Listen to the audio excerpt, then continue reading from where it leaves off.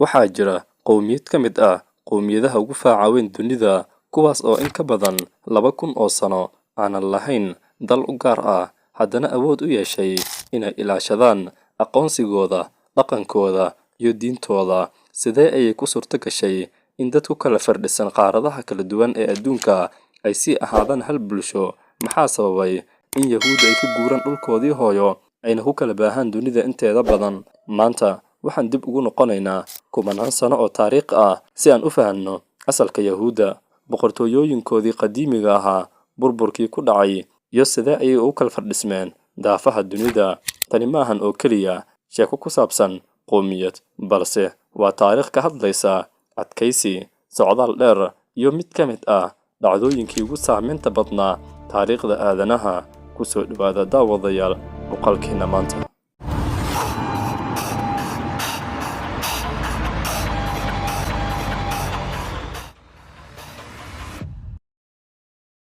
sheekada Yahuudda waxay dib ugu laabanaysaa qiyaastii 4,000 oo sano ka hor, sida laga soo xigtay dhaqamada taariikhda ee reer Bani Israa'iil.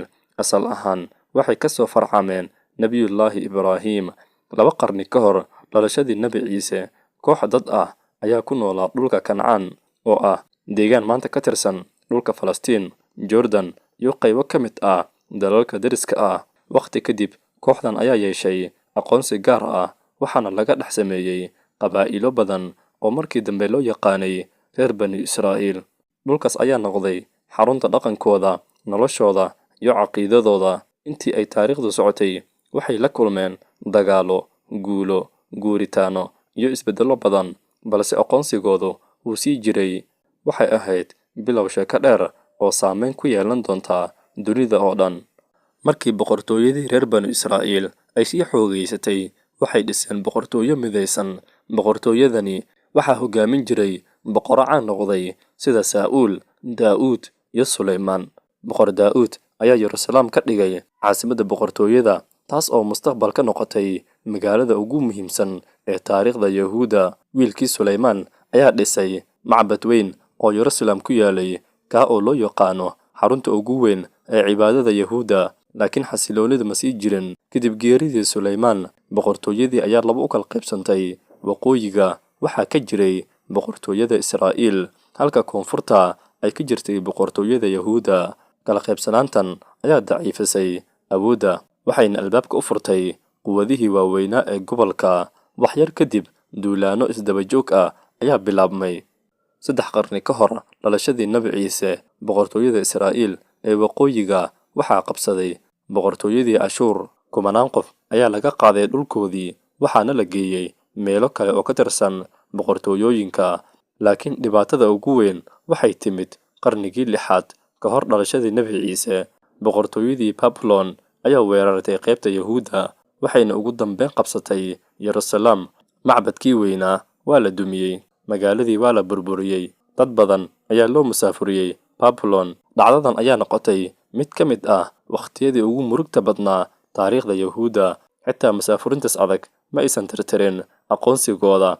Waxay sii wateen dhaqankooda, diintooda, iyagoo rajaynayay in ay maalin un dib ugu laaban doonaan dhulkooda. Sannado kadib, boqortooyadii Faris ayaa qabsatay Babylon. Qaar badan oo Yahuud ah ayaa loo oggolaaday oo ay dib u dhistaan macbadkooda. Laakiin sheekadu halkaas kuma dhammaan. Qarniyo kadib, musiibo kale ayaa dhacday. Qarnigii 1 ee miilaadiga, dhulka Yahuudda wuxuu hoos yimid xukunkii Roomaanka. Xiisado badan iyo kacdooyin ka dhex qarxay dadka deegaanka iyo maamulka Roomaanka. Sanadkii 7aad ee miilaadiga, ciidamada Roomaanka waxay burburiyeen Yeruusalaam mar kale. Macbadkii labaad ayaa la dumiyey. Dad badan ayaa dhulkoodii laga saaray. Dhacdadan ayaa ahayd bilowgii loo yaqaanay kala firdhiskii weynaa ee Yahuudda. Qarnigii xigay, Yahuuddu waxay ku noolaayeen dalal badan oo ku kala yaala Yurub, waqooyiga Afrika, bariga dhexe, iyo meelo kaleeto oo dunida ka mid ah.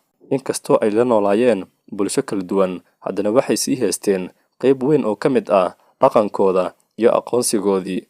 Mararka qaar waxay la kulmaan xilliyo nabad iyo horumar ah, mararka qaarna waxay la kulmaan cadaadis, takoor, iyo barakicin. Si kastaba ha ahaatee, kala firdhintii dheereed ma aysan baabi'inin jiritaankooda. taa beddelkeeda waxay noqdeen qayb muhiim ah oo ka mid ah taariikhdooda. Marka aynu dib u eegno taariikhda Yahuudda, waxaynu aragnaa sheeko dheer oo ka bilaabanaysa qabaa'ilo ku noolaa dhulka Kancaan, una gudubtay boqortooyooyin awood leh, waxaana ku xigay burbur, masaafurin, iyo ugu dambeyntii kala firdhid dunida oo dhan gaaray. Waxaan baranay cidda ay yihiin Yahuudda, halka ay asal ahaan ka soo jeedaan, sida ay u dhiseen boqortooyooyinkoodii qadiimiga ahaa, sababihii keenay burburkii Yeruusaalem, iyo sida ay ugu kala firdhismeen dunida inteeda kale. Inkastoo ay la kulmeen caqabado waaweyn qarniyo badan, haddana waxay sii haysteen aqoonsigooda iyo dhaqankooda, taas oo ka dhigtay taariikhaha mid ka mid ah kuwa ugu xiisaha badan taariikhda aadanaha. Haddii aad ka heshay muuqaalkani, ha iloobin inaad like saartid, subscribe-na dhahdid channelka, isla markaana la wadaagtid saaxiibadaada si ay iyaguna ugu faa'iidaystaan. Sidoo kale, inoogu reeb fikirkaada qaybta faallooyinka. Waxaan ka dhigi doonnaa silsilad isku xiriirsan oo muuqaalo oo ayna kaga hadli doonno taariikhda bulshada Yahuudda. Ha moogaanin inaad la socotid. Mahadsanidin daawadayaal.